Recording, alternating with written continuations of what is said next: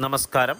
നാം ഇന്ന് ചർച്ച ചെയ്യുന്നത് ഒരു റൂമിൻ്റെ അളവ് ഡയമെൻഷൻസ് നമുക്ക് മീറ്ററിലാണ് ലഭിക്കുന്നതെങ്കിൽ സ്വാഭാവികമായും നമുക്ക് സ്ക്വയർ മീറ്ററിലായിരിക്കും അതിൻ്റെ ഏരിയ ലഭിക്കുക.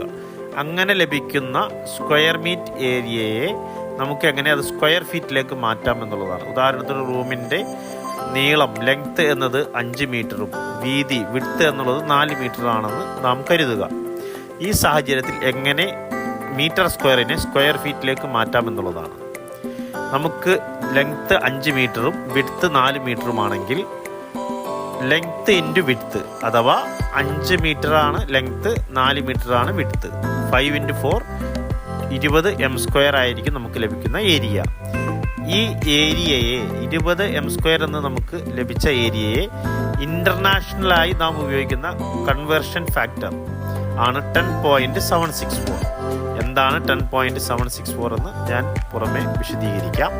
ഈ കൺവേർഷൻ വാല്യൂവിനെ ഫാക്ടർ കൊണ്ട് നമുക്ക് ഈ m² ഏരിയയെ മൾട്ടിപ്പിൾ ചെയ്താൽ മതി. 20 m² ഇൻറ്റു കൺവേർഷൻ വാല്യൂ ആയ 10.764 കൊണ്ട് മൾട്ടിപ്പിൾ ചെയ്യുമ്പോൾ നമുക്ക് 215.28 സ്ക്വയർ ഫീറ്റ് എന്ന് ലഭിക്കും.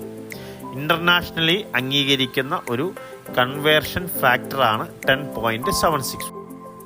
10.764 ഏരിയ എങ്ങനെ ലഭിച്ചു എന്നുള്ളതാണ് നമുക്ക് കാൽക്കുലേറ്റ് ചെയ്യാൻ പഠിക്കേണ്ടത്.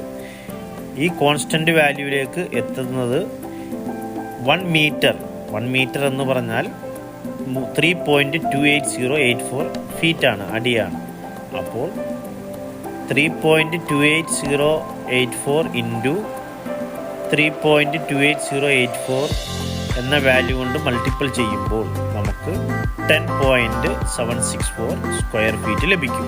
അഥവാ ഒരു സ്ക്വയർ മീറ്റർ എന്നാൽ 10.764 സ്ക്വയർ ഫീറ്റാണ്. അങ്ങനെയാണ് ഈ 10.764 എന്ന ഇൻ്റർനാഷണലി ആയിട്ടുള്ള കൺവേർഷൻ ഫാക്ടർ കണ്ടുപിടിക്കുന്നത്. അപ്പോൾ നമുക്ക് ലഭിക്കുന്ന എത്ര സ്ക്വയർ മീറ്റർ ഏരിയ ആണെങ്കിലും, ഏതൊരു സ്ഥലത്തിൻ്റേതാണെങ്കിലും ഏതൊരു റൂമിൻ്റേതാണെങ്കിലും, ടോട്ടൽ